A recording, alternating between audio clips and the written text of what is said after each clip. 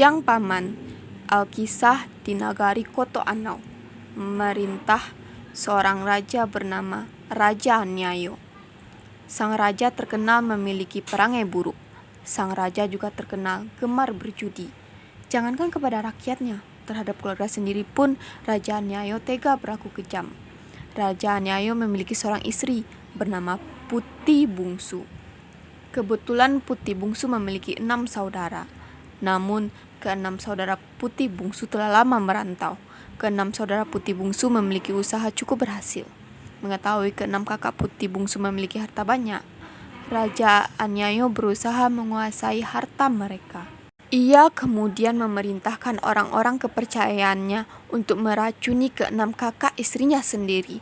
Tentunya hal ini tanpa sepengetahuan oleh Putih Bungsu. Setelah keenam kakak Putih Bungsu meninggal, seluruh hartanya diwariskan pada Putih Bungsu. Sejak saat itu, Raja Anyayo sering meminta harta pada istrinya. Harta tersebut ia gunakan untuk berjudi. Harta yang ia minta selalu habis semua di meja judi. Raja Anyayo terus-menerus meminta harta Putih Bungsu sampai suatu ketika harta milik Putih Bungsu telah habis. "Semua hartaku telah habis, semuanya telah kuberikan padamu," kata Putih Bungsu. Raja Nyayo sangat marah pada Putih Bungsu karena sudah tidak bisa memberikan harta. Merasa sudah tidak bisa memberikan manfaat, Raja Nyayo kemudian memerintahkan para prajuritnya membuang Putih Bungsu ke hutan. Putih Bungsu merasa sedih dengan tingkah laku suaminya. Saat dibuang ke hutan, ia tengah mengandung. Di tengah hutan, Putih Bungsu hidup sendirian.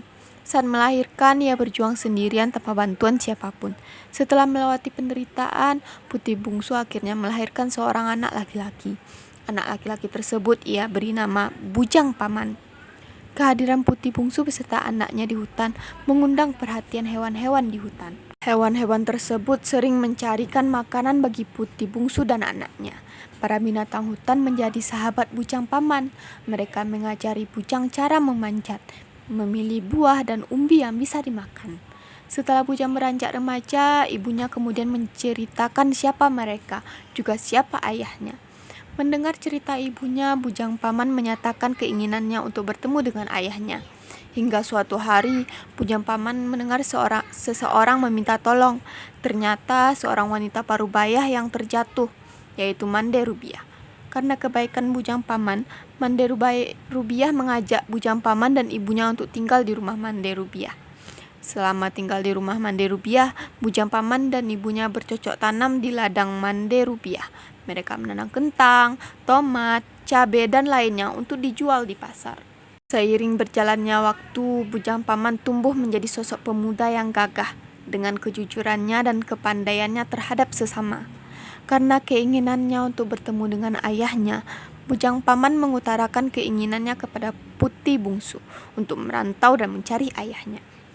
Setelah menempuh perjalanan yang cukup panjang, tibalah Bujang Paman di nagari asalnya, tempat di mana ayahnya memimpin kerajaan.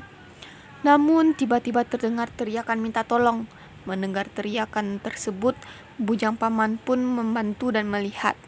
Ternyata prajurit Raja Anyayo merampas semua harta dan barang bawaan Putih Renoali dan ayahnya.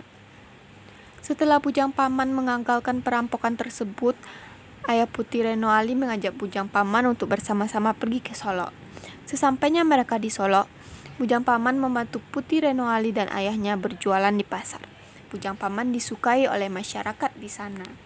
Lalu tiba-tiba datanglah Raja Anyayo. Raja Anyayo memerintahkan prajuritnya untuk menghajar Bujang Paman karena menggagalkan aksi perampokan anak buahnya. Para prajurit Raja Anyayo juga memukuli Bujang hingga terluka, mengikat tangannya kemudian membuangnya ke hutan.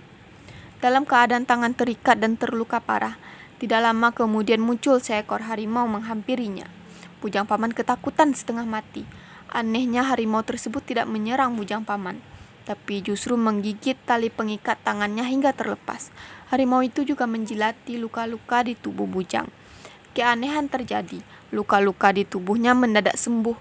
Bujang merasa tubuhnya bertambah kuat setelah dijilati oleh harimau. Kemudian Bujang Paman kembali ke kota untuk berhadapan dengan Raja Anyayo. Di sana terjadi perkelahian yang mengakibatkan Raja Anyayo mati. dan bujang paman pun menjadi raja di sana.